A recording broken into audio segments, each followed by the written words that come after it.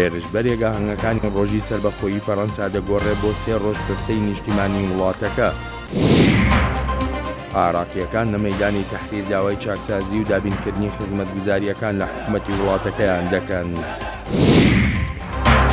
لەگەڵ تێپەڕبوونی ساڵێک بەسەر ڕێککەوتنی ناوچی لەگەڵ ئێراندا هێشتاش گرفت لە جێبەجێکردنیدا هەن.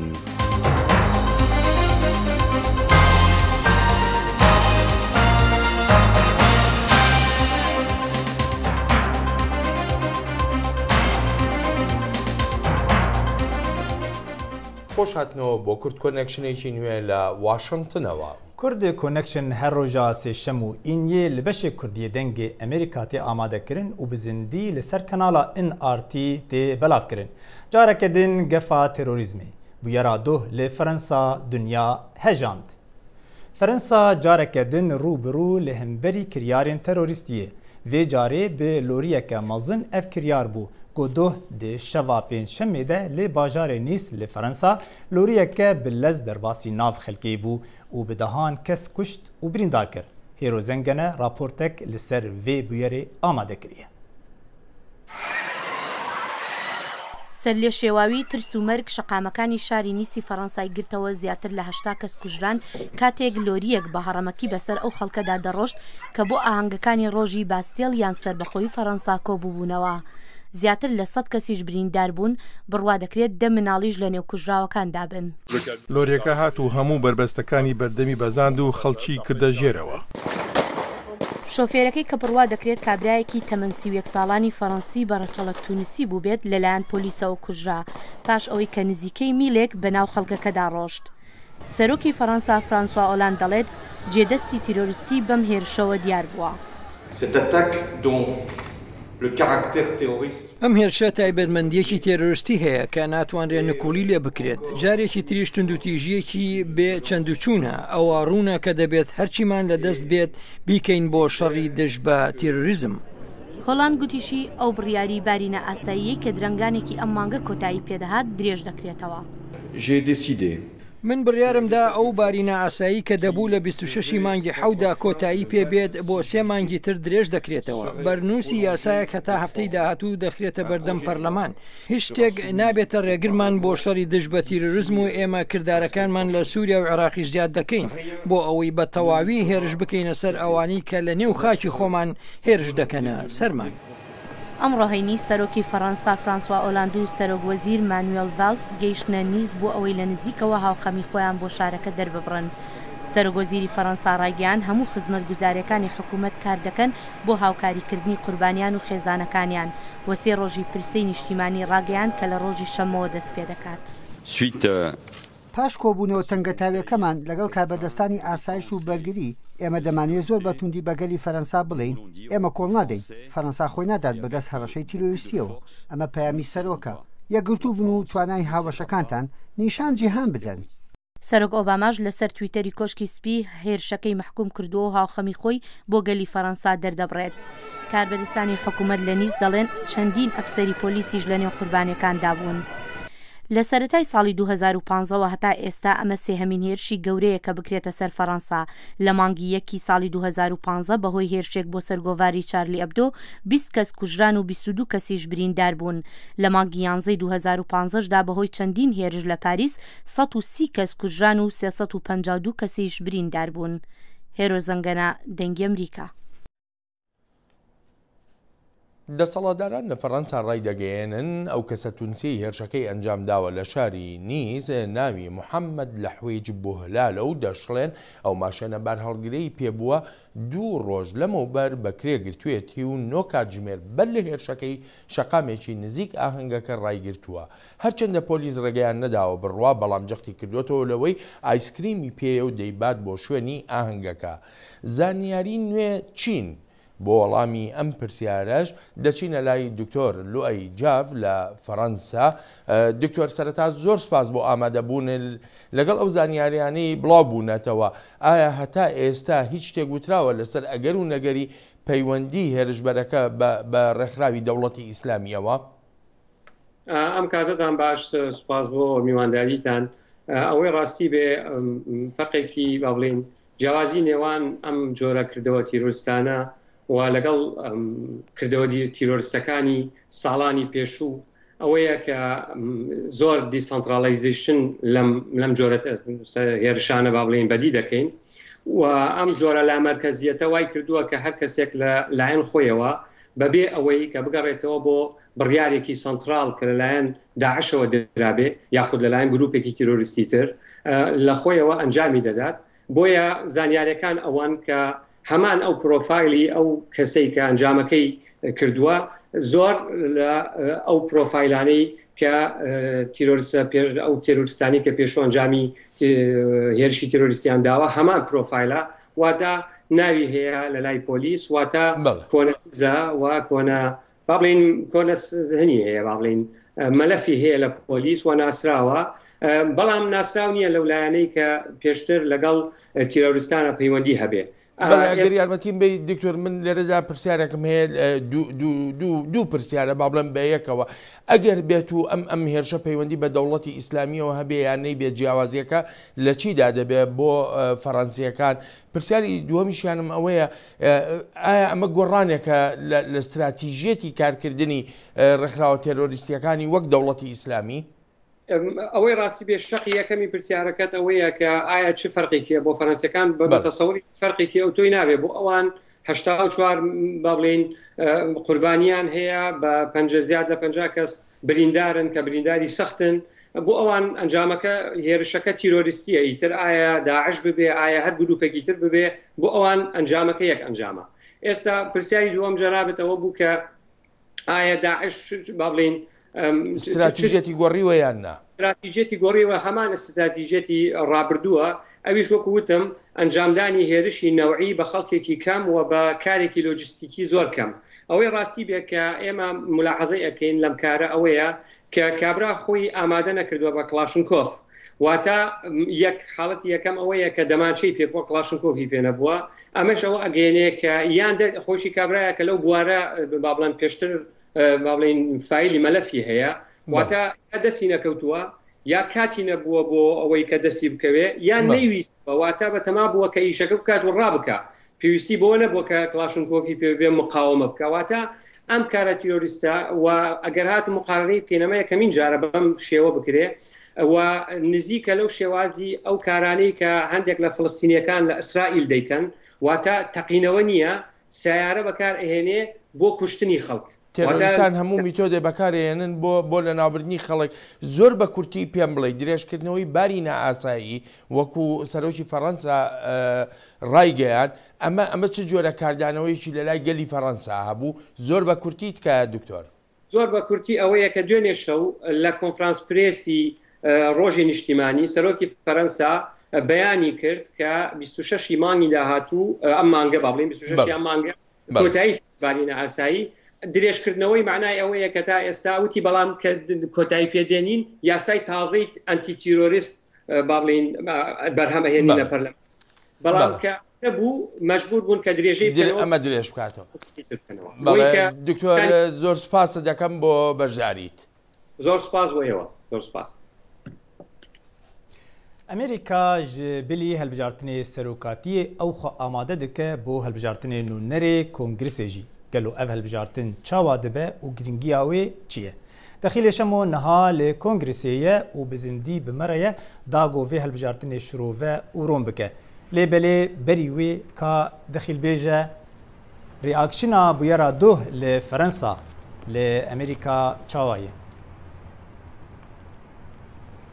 بالي لقمان براسي جي لسرانسري جيهاني جي برسفيان رياكشن بو في مسألة قلق بونا مدفيز بحثي سي كاسينكو جرينج بكمش بليكو سلوك اوباما برسف هابو كانديدا ديمقراطان جبو سلوكاتيا امريكا هيلاري كلينتون دبيجا قالي امريكي هفسوزي قالي فرنسيا ودفي امبياك دنج بيجن اف ايريشيان اف تينور مناطر سينن امنا انترساندن كانديدي تشافاري كيري اي كوماريان دونالد ترامب بشوي خدي بيجاما اف نراغاندناش يعني اف راغاندنا شر امريكانجي فيربن ما بستاوي اوكو افكار تيرورستيه شنتي خرابتر دبن لفر سلوكي جواتا نونرين كونغرسي امريكي بول رايان دي بيجا دي في ام قايم دي قالقالي فرنسي دوستو هافبان دي خوي هەفدەم ڕاوەستین. بەێ دەخیل نهاش بۆ هەلبژارتنی ئەندامی کۆنگرسی چاوە دەبێ گوتلوێ دەی نەهاتت شۆپینە.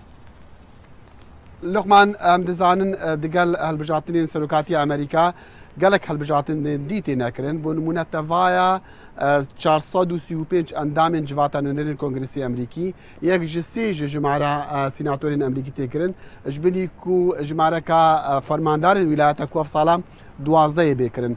Civata nûnerên Emerîkî ku her 2 sala carekê tê guhertin gel serokatiyê têkirin carekê û cara duê demê nîvê helbijatina piştî 2 salan helbete her demekî helbijatina yek ji sê ji civata sînatoran ya pîran têne helbijatin ku ji marewan sadin her carekê yek ji sê sî yan sîhûçara tên kirin. Ji bilî van helbijatinan ku bo civata nûneran hinek helbijatinên xwecî têkirin lê dîsan jî ew dever û ew herêmên ku yên Emerîkî ne lê deh mafê dengdanê nîne helbijatin wan jî têkirin wekû bi nimûna lêre bajarê Washington DC paytextê Emerîka nûner hene lê mafê dengdanê nîne li Puerto Rico û lê Guam û cihindî jî ew helbijatin têne kirin. Belê gelo çima ew girîng e got piraniya endamên her du civatan ji Partiya Serokê Emerîka bin. Helbet serokî bi vê tiştekî bike divê desalat hebe. Desalata serokî bitinê li Emerîka nebese. Divê desalatê dî jî pê rebin. Desalata Kongresê pê rebe. Civata nûneran giring e ji ber çi? Çunku serokê civata nûneran bo nimûne kesê sîyeme li pê serokî û cêgirê wî. Ev yek ya duwê her biryarek yan her daxwazeka serokî ji bo mesela budceyê, bo mesela pare, bo mesela xerciyê divê li civata nûneran dest pê bike. Evca ev giringiyawê heye dîsan ji bilî wê jî tevaya ku biryarên bêdan ji civatê derdikevin civat dêxa pêş civata sînatoran ya pîran li wextî eger hat pesend kirin hevdû bikin evca serokî destkeft ji serokî raya. Eger ne piranî be helbet civata nûneran pesend nake. Ev civata ya pîran desthilatên xwe yê dî hene bo nimûne pesendkirina tev namzedên serokî bo nimûne serokek nû bête helbijartin piştî 4 mehan divê civata pîran civata sînatoran yek ji wezîra yan karmendên hikûmetê heta ku balyozên Emerîka li welatên dî pesend bike. Ji bilî pesendkirina tevaya peymanên êdbiyanî êdbazilganiyên her tiştî dî divê ji cem wan bin. Mesela mesela de salatê ya. Belê dexîl gelek spas bimîne dixweşiyê de. جانکێری وەزیری دەرەوەی وڵاتی یەکگرتوەکانی ئەمریکا ئەو هێرشەی شاری نیز لە فەڕەنسا بە هێرشێکی قێزەون ناودێر دەکا. ئەم ڕاگەیاندنەی وەزیری دەرەوەی وڵاتی یەکگرتوەکانی ئەمریکا هاوکاتی کۆبوونەوەکەی ئەمڕۆهەینی بووە لەگەڵ سێرگێ لاڤرۆڤ وەزیری دەرەوەی رووسیا وبەر لە کۆبوونەوەکەشیان شاندەکانی هەردوو وڵات یەک خولەک بێدەنگیان ڕاگەیان وەک ڕێزلێنانێک بۆ قوربانیانی هێرشەکەی شەوی ڕابردووی فەڕەنسا. لە میانەی ئەم سەردانەی شاندی ئەمریکادا بۆ مۆسکۆ پێشنیازی هاوبەشیەکی بەرفراوانی لەشکری خراوەتە بەردەم کاربەدەستانی رووسیا بەو هیوایی ئەنجامدانی هەڵمەتی هاوبەش دژی دەوڵەتی ئیسلامی و ئەلقاعیدە کۆتایی بە 5 ساڵەی قەیرانی سووریا بێنێت. بێ حەزاران ji alîgirê rêberê şîî muqteda Elsedr di îro Îniyê de li nîvê Bexdayê de derketin xwepêşandanekê li dijî hikûmeta Iraqî. Bi alêya Iraqî ve xwepêşander derbirîniyên xwe anîn ziman dibin sloganên dijberiya gendelî nakokiyên taîfî û her wiha jî daxwaziya çaksaziyê ji hikûmeta heyî re gota niha rexneyên tund lê tê kirin. Têzanîn got piştgirên Elsedr di vê salê de du caran derbasî devera ewlehiyê lê navçeya kesk li Bexdayê bûn mîna nerazîbûnekê li ser tevgera hikûmetê bi taybetî gendelî gobûye kêşeyeke mezin li seranserî Iraqê û her wisa jî aliyekî din şerê wê li dijî Daişê. تێرۆریستان بە دەوڵەتی ئیسلامیشەوە تۆڕەکانی ئینتەرنێت بەکاردێنن بۆ پەیوەندیکردن و بۆ بڵاوکردنەوەی پەیامەکانیان. ئایا حکوومەتی وڵاتی یەکگرتووەکان چه هەنگاوێکی ناوەیان دەینێ بۆ ڕێگەگرتن لە مەترسیەکانی ئەم ڕێکخراوانە دەینێنەوە بە تایبەتیش کاتێک دەوڵەتی ئیسلامی تۆڕەکانی ئینتەرنێت بەکاردێنێ بۆ ڕاکێشانی خەڵکی زیاتر. هێرشی مانگی ڕابردوو لە ئۆرلاندۆ ئەوەی وەبیر هێناوە کە پێویستە حکوومەتی ئەمریکا بۆ بربەرەکانی لە دژی تێرۆریزم بە تایبەتی داعش هەم لە نێوخۆ هەم لە دەرەوەدا هەنگاوی زیاتر بۆ پێشگیریکردن بدات. داعش ڕاگەیاندنی سەرتۆری ئینتەرنێت بە شێوازێکی نوێ و مەرەکهێنەرانە وەک چەچێک بەکارهێناوە وەک سەناتۆر پۆرتمەن دەڵێت. لە ڕاستیدا کارناسان بە ئێمە دەڵێن کە لە ماوەی ساڵی ڕابردوودا تۆڕەکانی کۆمەڵایەتی لە بەشێکدا لە بەرەو توندڕەوی بردننی هەموو ئەو 6 کەسەدا کاریگەر بووە کە لە ئەمریکادا بە تاوانی کردداری یان پشتیوانی لە داعش گیراون. لەم دواییانەدا ئاژانسی FBI ئاشکرای کرد ئەو پەڕی دڵنیایە کە بۆ کوژی ئۆرلاندۆ عومەرمەتین بەشێک لە ڕێگای ئینتەرنێتەوە بەرەو توندڕەوی ڕۆیشتووە. لە نێو گروپەکانی تێرۆریستیدا داعش لە هەمان زیاتر کاریگەرانە لە تۆڕی ئینتەرنێت کەڵک وەردەگرێت. دەست ڕاگەیشتنی بەرپرسانی داعش بە ئینتەرنێت و دەستگاکانی ڕاگەاندنی کۆمەڵایەتی هەرە جێگای نیگەرانی ئێمەیە. لە دەمێکدا ئەو ڕێکخراوە بە شێوەیەکی هێرشبەرانە لە هەموو تەکنۆلۆژیای نوێ وەک استراتیژی خۆی و لە هەر شێوازێک بۆ ناردنی پەیامی خۆی کەلکیان لێوەردەگرێت. ناردنی پەیام بۆ بەرەو توندڕاوی بردن خێراتر لەوە بەرەو پێش دەچێت کە چەند ساڵ پێش بیرمان لێ دەکردەوە. لەم ساڵانەی دوایدا تێرۆریستان لە نێوخۆ و لە دەرەوەی وڵات هەوڵ دەدەن کەسان بەرەو توندڕاوی بەرن و لە ئەمریکادا توندوتیژی ئەنجام بدەن. هێرشەکانی تیرۆریستی بە شێوەی ڕاستەوخۆ ئەنجام دەدران. ئێستا لە قۆناغێک داین ئەو هێرشانە بە شێوەی هاندراو بەڕێوە دەچن. واتە ئەو هەوڵا لەلایەن داعش و گروپەکانی دیکەوە دەدرێت کە هانی هێرشبەران بدەن. بۆ وێنە داعش بەردەوام ڤیددیۆ و گۆڤار بە زمانی ئینگلیزی بڵاو دەکاتەوە و داوا لە پشتیوانانی لە ڕۆژئاوادا دەکات کە هێرش لە وڵاتەکانی خۆیاندا ئەنجام بدەن. لەو نێوەدا بە تایبەتی لە ئەنگرانی داعش بە پێچەوانەی شێوازی پێشوو هەم تاوان ئەنجام دەدەن و هەم خۆشیان لە سەرمێدیا ڕای دەگەێنن. ئێمە لە ڕۆژی هەینی بینیمان هێرشبەر لە نێو بنگلادێش خەڵکی لە نێو چایخانەدا کوشت و دواتر لە ئاژانسی ڕاگەاندنی داعشدا هەواڵەکەی بڵاو کردەوە. لە نێو ویلایەتە یەکگرتووەکان فەیسبوک و توێتر هەنگاوی خێرای هەڵگرتووە کە گۆڕان بەسەر خزمەتەکانی ڕاگەیاندنی خۆیدا بهێنێت. Twitter has closed more than 100,000 ISIS-linked accounts, for instance. تویتر توییتی 100,000 کەسی پەیوەندیداری بە داعشەوە داخستووە و فەیسبوک چالاکانە کار دەکات بۆ ئەوی بەکارهێنەرانی فەیسبوک لابرێت کە مەبەستی هێرشبەرانەیان هەیە و لە دەمێکدا ڕوبەڕووی پروپاگەندەی جیهادیگەری دەبێتەوە. لە چوارچەوەی بەرفراوانتردا ناوەندی هەوڵدان و دەستپێشخەری جیهانی تێدەکۆشێت تۆڕێکی جیهانی دروست بکات کە پێشی کاری توندڕەوی بگرن. ئەو هاوکاریە لەگەڵێک شێوازدا هەیە. ئێمە هاوکاری لەگەڵ حکوومەتانی بیانی لەگەڵ ڕێکخراوەکانی ناحکومەتی لەگەڵ گروپەکانی خۆجەیی مەدەنی دەکەین. لە دەمێکدا استراتێژی لەشکری بۆ شکستدانی داعش گرنگە وەک خانمی مەیگن دەڵێت بەڵام دەبێت لەگەڵ ئەو هەوڵانە ڕێک بخرێت کە پێشی زانیاری جیهادیەکانی ئیسلامی بگرێت. سەلاحی پیرۆتی دەنگی ئەمریکا. توێژینەوەی خوێندکارێکی کورد لە بەریتانیا لە کۆنفرانسێکی زانستیدا بە بەشداری زیاتر لە 40 خوێندکاری خوێندنی باڵای زانکۆکانی وڵاتی بەریتانیا پلەی یەکەم بەدەستدەهێنێت. سەمەد قادر کاتێک بەشداری لەم کۆنفرانسەدا دەکات خەڵاتی باشترین نووسینی کۆنفرانسەکەی پێدەبەخشرێت. کاک سەمەد سەرەتا سوپاس بۆ ئامادەبوون لە ستۆدیۆی لەندەن. هەروەک پێشتر ئاماژەم پێدا جەنابەت توێژینەوەیەکەی هەبووە، ئایا ئەم توێژینەوەی جەنابەت بەشێک بوو لە ئامانجی کۆنفرانسەکەیان نا؟ زۆر زۆر سپاس کاکگوڵێن. ڕاستیەکەی ئەمە بەشێکی بچووکی توێژنەوەیەکی گەورەیە کە تێزی دکتۆراکەمە. ئەم ئامانج لە بەشداریکردن لەم کۆنفرانسانە بۆ دەرخستنی بۆ نیشاندانی یان بۆ نمایشکردنی بابەتێکی بچووکە لە بەشێکی بچووک لە توێژنەوەکەمە کە دایدا فیدباک و با بڵێن گفتوگۆیەک لەسەری ئەکرێت، بەڵام کۆی پرۆژەکەم لە کۆتاییدایە لە پرۆسی کۆتاییدایە و بە هیوام لە ماوەیەکی نزیکدا کۆتای بێ و گفتوگۆی لەسەر بکرێت بۆ دوجار. ڕاستیەکەی بەشی دووەمی پرسیارەکەت بڵێ بەشێک بوو لە با بڵێن ئامانجی کۆنفرانسەکە بوو کە لەژێر ناونیشانی ئاڕاستەنوێەکانی توێژنەوە لە بواری میدیادا. من بابەتەکەی من بەو پێی کە میکسێک با بڵێن تێکەڵەیەک لە تیۆرەکانی ئەنترۆپۆلۆژیا و سۆسیۆلۆژیای تێکەڵ کردووە. ئەم تایبەتمەندیە شوا ئەکات کە توێژنەوەکەی من بە توێژنەوەیەکی نوێدا بنرێت و بەشداری ئەو کۆنفرانسەم کرد. بەڵێ باشە کاک سەمەد جەنابەت هەر وەکو ڕۆژنامەوانێک ینی لە پاش ئەم توێژینەوەیت گەیشتیتە چه جۆرە بەرەنجامێک؟ ڕاستەکەی من توێژنەوەکەم لەسەر کاریگەریەکانی تەکنەلۆژیای نوێ لەسەر بەرهەمێنانی هەواڵ لە ناو نیوزڕوومە بێگومان من دوو کەیس ستادیەکەم با بڵێن دوو چەناڵی گرتوێتەوە گەلی کوردستان و کەێنێنی گرتوێتەوە کە یەکێکیان ئەنەلۆگ سیستەمەیان ئەوەکەیان دیجیتال سیستەمە.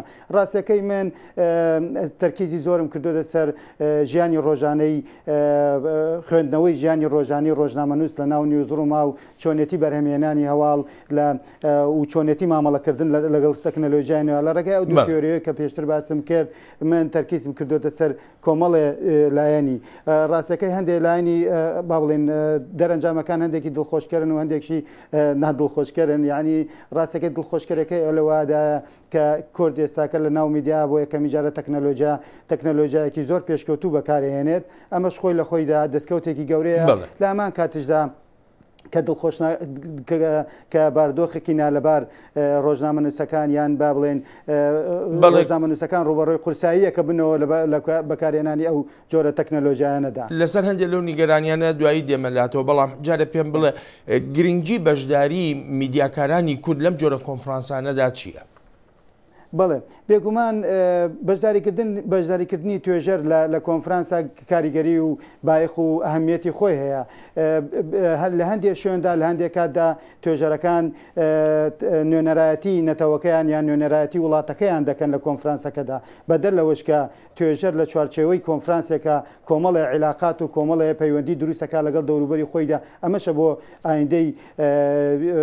ئایندەی ئەکادمی توێژەرەکە گرنگە کەواتە لە ئێمە لە کۆنفرانسەکاندا ئەرکێکی وەزیفەیەکی زۆر سەرەکیە کۆنفرانسەکان با بڵین ئەو شەوەیە دروستکردنی پەیوەندیە لەگەڵ دەوروبەر و لەگەڵ کەسانی شارەزادا.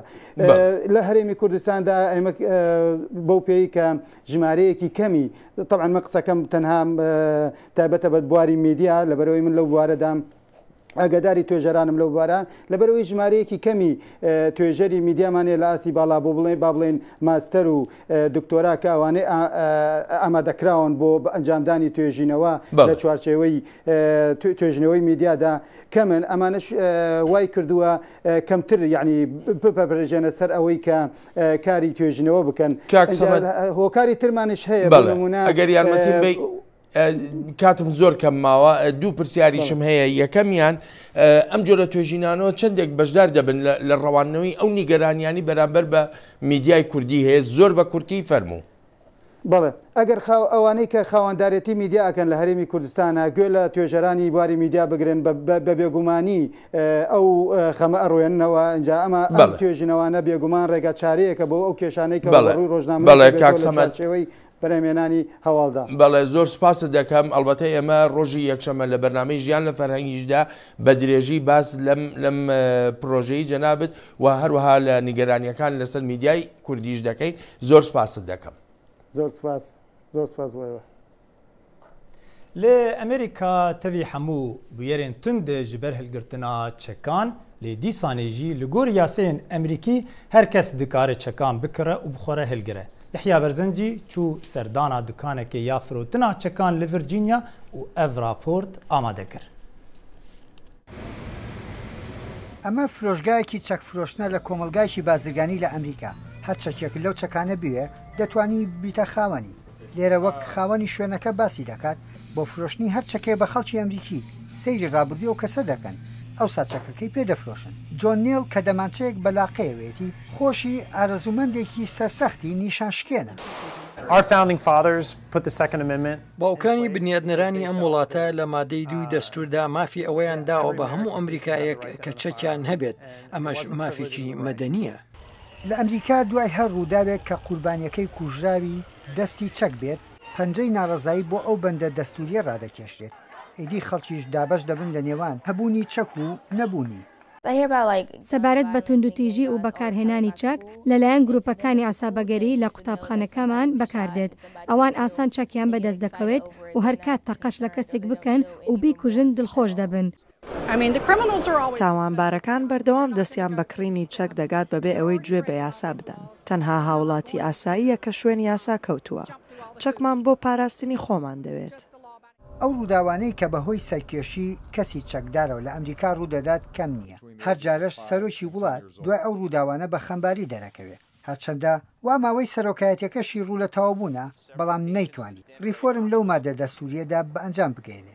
دیموکراتەکان لە کۆنگرێس چەند جارێک ئەو بابەتیان خسۆتە بەرچاو، بەڵام وەک بازرگانی ئەو بوارە دەڵێن کڕین و فرۆشتن بە چەک دوای هەر باسکردنیشی بازاری گەرمتر کردووە. هەر کاتێک یاسایەک لە کۆنگرس باس لە چەک بکات بازاری ئێمە گەرمتر دەبێت. بە دڵنیاییەوە لەو باوەڕەدام خەڵکیشی زۆر دەترسن کە ڕێگریان لێ بکرێت لە کردنی چەک لەبەر ئەوە دێن چەکی خۆیان دەکڕن. لە دنیادا بازرگانی چەک فرۆشتن نەتوانراوە ڕێگری لێ بکرێت. لێرەش لە ئەمریکا چەندە لەو کەسە دەکۆڵنەوە کە چەکی پێدەفرۆشن، بەڵام چەک لە شوێنی دیکەش دەفرۆشتێت. دەرفەتێکی کراوەیە سەبارەت بەوەی کە خەڵکان بە ئاسانی دەستیان بە چەکدا ڕابگات بە تایبەتی ئەو کەسانەی کە لە توندوتیژی و لە تاوانکاری ناوخۆیە و گلاون وا قەدەغەی هەڵگرتنی چەکیان لەسرە تەنها ئەویان لەسەرا بچنە سەر ئەنتەرنێت و چەک بکڕن. هەرچەندە ئاماری کوژراوەکان لە ئەمریکا بە هۆکاری بڵاوبوونەوەی چەک ژمارەیەکی مەترسیدارە، وەلی هێشتا دەنجی ئەوانە زاڵترە کە دەیانێت چەکی خۆیان هەبێت. لە حێبەرزنجی دەنجی ئەمریکا، واشنگتن. ساڵێک تێدەپەڕێ بەسەر ڕێکەوتنی ناوچی نێوان کۆماری ئیسلامی ئێران و کۆمەلگای نێونەتەوەیی. ئەوانەی دژی ئەم ڕێکەوتنە بوون لە هەردوو وڵات ئێستاشی لەگەڵ دابێت لەو بڕوایەدان وڵاتی ڕێکابەر بەرژەوەندی زیاتری هەبووە لەو ڕێکەوتنەدا و بەڵام وڵاتەکەی خۆی دەستکەوتی زیاتری نەبووە. ئەم ڕوانینەش لە دەمێکدایە کە هێشتاش کێشە هەن لە بەردەم جێبەجێکردنی بەندەکانی ئەم ڕێکەوتنەدا. ساڵێک لە ڕێکەوتنی ناوەکی نێوان ئێران و 5 جلهێزی جیهانی تێپەڕ دەبێت. ڕێکەوتنێک کە بە باوەڕی چاودێران بەبێ دابەزینی دوولایەنە سەرکیەکە واتە ئێران و ئەمریکا لە هەندێک لە داخوازیەکانیان وە دەست نەدەهات. بەڵام ئێستا ساڵێک دوای ڕێکەوتنەکە ناڕەزایەتیەکان لە هەردوو لایەنەکە ڕوو لە هەڵکشانە. ڕێبەری ئێران کە پێشتر وتبووی پیرۆزباییکردن لەو بۆ هۆی ڕێکەوتنەکە بێمانایە و ئەو وەک خۆی تا کاتێک لە دەستکەوتەکانی ئەم ڕێکەوتنە ئەرخایەن نەبێت نە لایەنگری دەکات و نەتیجایەتی ئێستا بە ئاشکرا هەڵوێستی دیژی ڕێکەوتنەکە دەگرێت و دەڵێت ئەمریکا بەڵێنەکانی خۆی لەم پەیوەندیدا ناوەتە ژێر پێ و ئەمە بە مانای ئەوەیە کە ڕێکەوتنەکە بە ڕوونی زیانی لێکەوتوێتەوە. بەڵام مارک دۆبۆڤیتس لە پسپۆڕانی ناوەندی پشتگیری لە دموکراسی لە ئەمریکا دەڵێت ڕێبەرانی ئێران خراپ لە ڕێکەوتنەکە و بەڵێنەکانی ئەمریکا تێگەیشتون. بەرپرسانی حکوومەتی ئۆباما دەڵێن ئێمە بە هیچ شێوەیەک بەڵێنی ئەومان بە ئێران نەداوە کە لە دەرەنجامی ڕێکەوتنی ناوەکی ئابووری ئێران گەشە بکات و داهاتیان زیاتر بێت. ئێمە تەنیا ئەومان گرنتی کردووە کە سەدان گەماروی ئابووری پەیوەندیدار بە پرۆگرامی ناوەکی ئێران لا ببرێت. بەڵام چاودەران دەڵێن حکوومەتی ئەمریکا جگە لەمەش کارێکی لەدەست نایێت و بانکەکانی ئەمریکایی و هەروەها بانکە جیهانیە گەورەکان ناتوانن لەگەڵ ئێران پەیوەندی ئابووری و بازرگانی دروست بکەن. ئەگەر چاو لە بانکە گەورە جیهانیەکان بکەن دەبینن ئەم بانکانە ئامادە نین لەگەڵ ئێراندا کارداری بکەن. ئەمەش تەنها بەهۆی مەترسی کارکردن لەگەڵ ئەو کۆمپانیانە نییە کە سوپای پاسداران دەستی تێدا هەیە، بەڵکو دەگەڕێتەوە بۆ مەترسی ئەو گەماروانی کە هێشتا لەسەر ئێرانن. ئەم گەمارویانە کە پەیوەندی بە کێشەکانی تری ئێرانەوە هەیە ڕێگە نادات بە بانکە گەورەکان بچن بۆ ئێران چونکە دەبێتە هۆی ڕێگەگرتن لەوان بۆ دەستگەیشتنیان بە بازاری ئەمریکا. لە شرایەتێکی ئاوادا تەنیا ڕێگای ئێران بۆ تێکەڵبوون بازاری جیهانی بەکارهێنانی بانکە چکولەکان لە دەروی ئەمریکا دەبێت. بۆ ئێران دەستی بە دۆلاری ئەمریکی بگات دەبێت لەگەڵ بانکەکانی تری دنیا لە دەروی ئەمریکا کار بکات. ئەمە ڕێگا دەدات بە ئێران کە دۆلار لە سیستمی بانکی جیهانیدا ئاڵوگۆڕ و بە پێی پێویست مامەڵی پێوە بکات. بە بڕای من ئەمریکا ئامادەیە یارمەتی تەکنیکی بانکەکانی ئێران بدات تا بە شێوەیەکی گونجاو لەم پەیوەندیدا هەڵس و کۆت بکەن. بەڵام لەگەڵ ئەوەی هەندێک لە چاودێران دەڵێن ئەگەر ڕێکەوتنی ناوەکی پێک نەهاتایەت شاید ئەوەی ئێستا لە ئێران دەماندیت دژوارترین دەورەی مێژووی سەردەمی ئێران ببوایێت. ڕاپرسیەکی ناوەندی نێونەتەوەی ئاسایش لە زانکۆی مریلەند نیشانی دەدات کە ساڵێک دوای ڕێکەوتنی ناوەکی خەڵک ناوخۆی ئێران بەگشتی بە نسبەتی کاریگەری دەرەنجامەکانی ڕێکەوتنەکە لەسەر ژیانی ڕۆژانەی خۆیان بێهیوان و ڕێژەی ئەوانەی پشتگیری لە ڕێکەوتنەکە دەکەن 13% دابەزیوە. شاید عەلەوی دەنگی ئەمریکا. تا ڕۆژی سێشەمە و کورد کۆنێکشنێکی نوێ هەر شاد بن. هەر شاد و بەختەوەر.